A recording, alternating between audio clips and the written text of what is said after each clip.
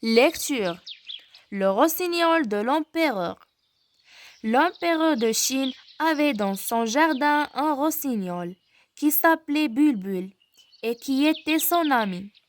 Bulbul venait manger dans sa main et la nuit que l'empereur ne pouvait pas dormir. Bulbul, qui avait un joli ramage, chantait si bien que l'empereur oubliait tous les soucis de son métier. Un jour, son ministre lui dit: Je connais un rossignol qui chante aussi le jour et qui a bien beau plumage.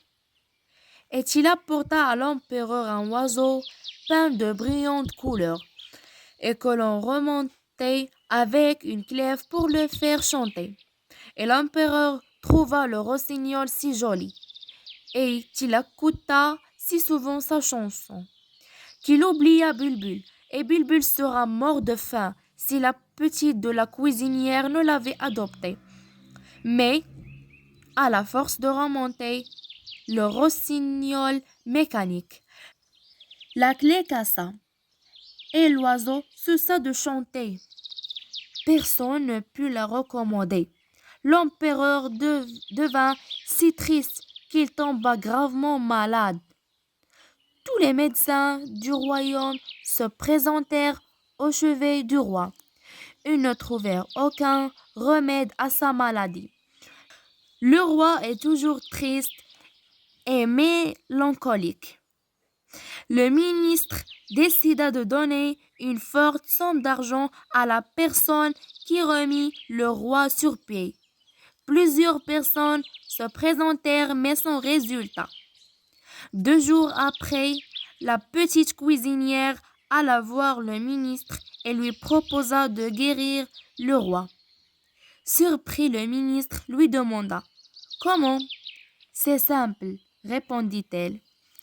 Une nuit, qu'il était près de mourir, l'empereur entendit soudain à côté de son lit une voix si mélodieuse qu'il se sentit revenir à la vie. C'était Bulbul qui chantait, et Bulbul chanta jusqu'à ce que l'empereur fût complètement guéri. Oh Bulbul, dit l'empereur, ton plumage est moins joli, et tu ne chantes pas tout le temps comme l'autre, mais tu es un ami et tu viens quand on a besoin de toi. Et l'empereur, reconnaissant, commanda pour Bulbul une cage d'or et une petite couronne de diamants. Le ministre lui donna à la petite cuisinière un coffret plein d'argent, de beaux vêtements et la nomma à la tête du personnel de cuisine. Je comprends du texte le rossignol de l'empereur. 1.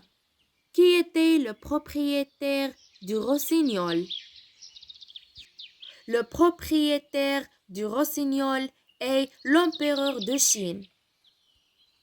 2. Que faisait Bulbul? Il chantait pour l'empereur.